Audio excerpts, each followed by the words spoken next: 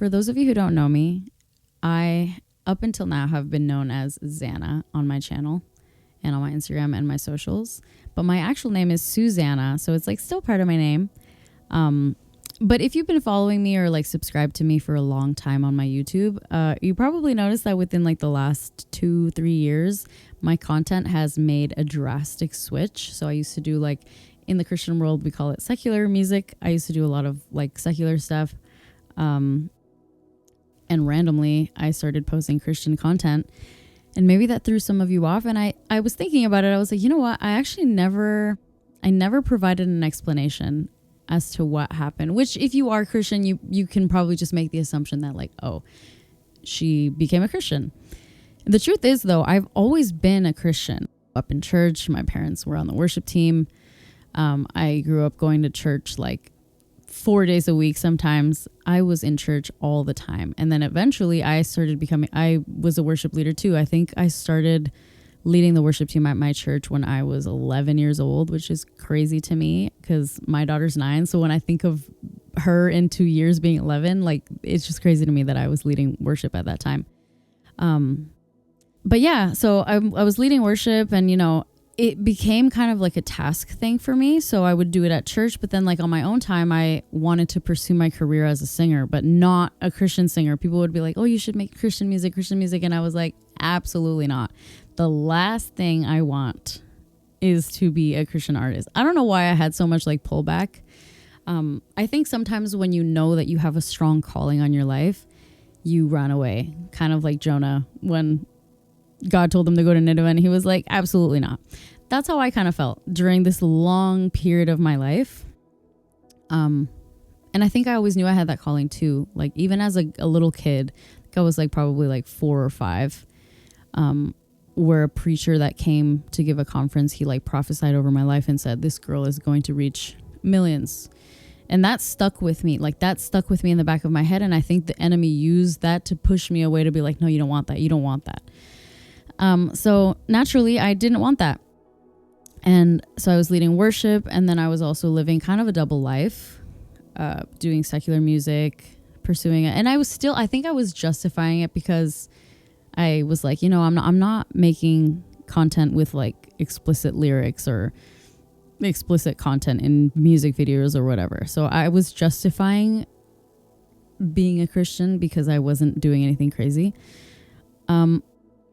But eventually it just started feeling like I had to make a choice. Fast forward like many years later, my best friend starts working at this church, and he's like, hey, you should come work at the church with me. And I'm like, thinking in my head, like, no, because then that's going to make me like forcefully have to merge my work life or my career life into my faith. And I like didn't want that for some reason. It was so weird. Like, it was so weird that I was thinking that way. So yeah, I said no. I continued on my path, and I was actually going down a road that seemingly was picking up some momentum, you know, like I had a show that I did in LA. I did a few bachata songs. If you're not familiar with bachata, it's just like this Latin style of music that I used to do. And one of the covers that I did, one of the songs that I made with this one producer, just like went viral in the bachata community. So they flew me out to LA. I had a concert. Things were looking great. I booked another show in New York, and I was like ready to go. Everything was like pretty much, it was a done deal. They asked me to send some like photos of myself for promo. And so I'm like, you know, I still feel this tug in the back of my head that I've always felt since I was a girl, like a little girl. Always felt that tug in the back of my heart, but I just ignored it. And eventually, like, the more I leaned into the secular stuff, the quieter that voice got.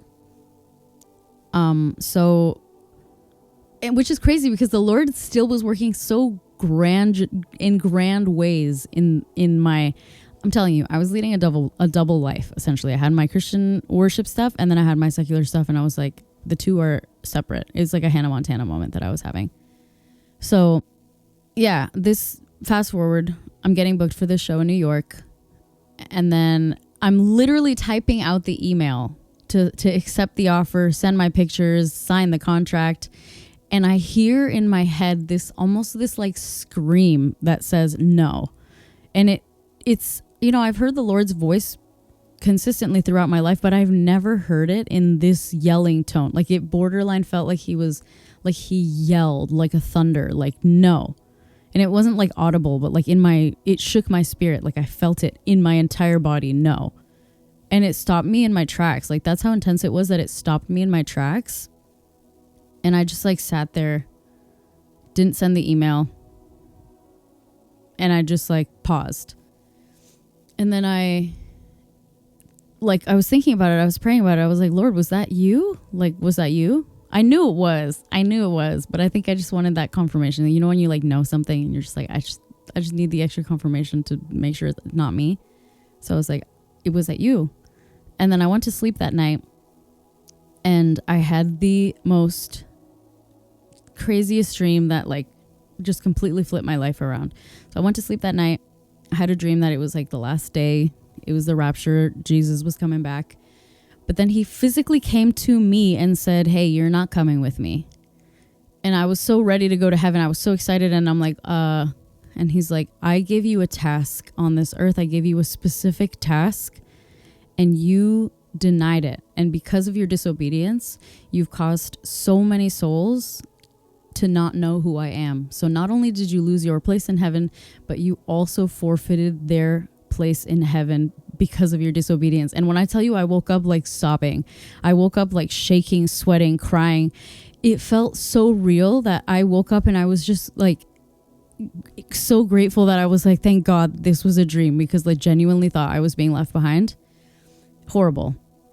But that dream was what I needed for God to confirm that, hey, yeah, that no was from me. And this, like in a symbolic way, is your future if you choose to ignore my no. So I blindly just listened to the Lord. I changed everything. I was like, I'm done. I stopped listening to secular music. I stopped making secular music. Like I just stopped. And I was just in a season of like, now what?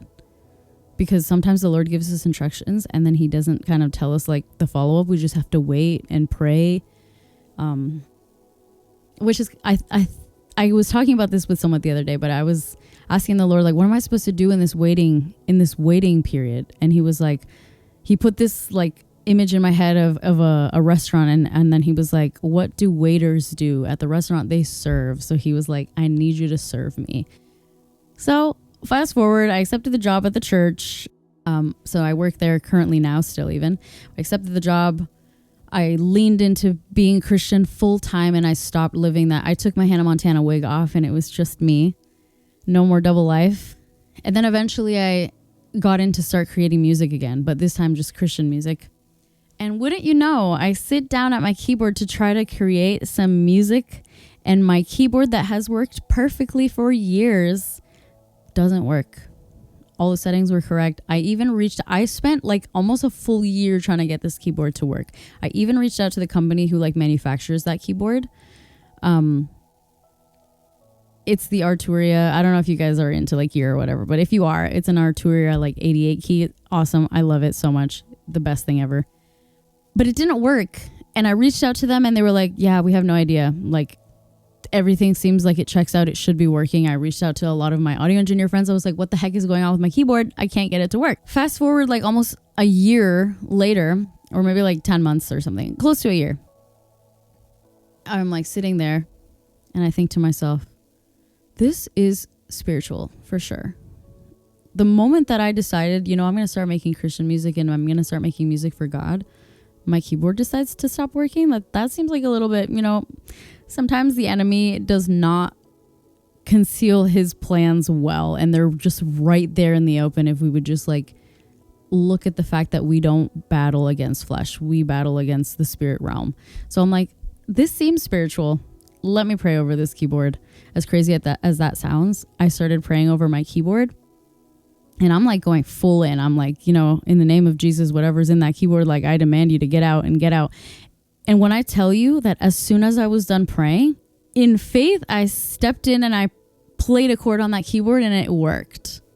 It worked. It was crazy. It was such a crazy moment. God has provided so many crazy moments. Maybe crazy is not the right word, but in my eyes, I was like, this is crazy. It was crazy. So then it was just confirmation for me. I was like, this is what I was called and created to do. And there were so many other situations that I'll probably talk about in my podcast. But anyway, this is just kind of my intro to give you guys an explanation on what changed within me and what caused that change from like secular content into Christian content. But essentially, I decided from that moment when I heard that no, that my life fully was going to be for God in my music, in my ministry, in my work, everything. And I have not looked back since. I'm not saying it was easy. There was a grieving period for sure. And if you're in that season of life right now and you feel guilty for feeling like you're grieving your old self, that's a normal part. When something dies, we go through a grieving process, and that's okay. But the good news is that God's plans are better than any plans that we could have for ourselves. So I just hope that you guys enjoy this new little segment, and that you're going to enjoy the new content that I'll be posting that is about faith, life, and real things.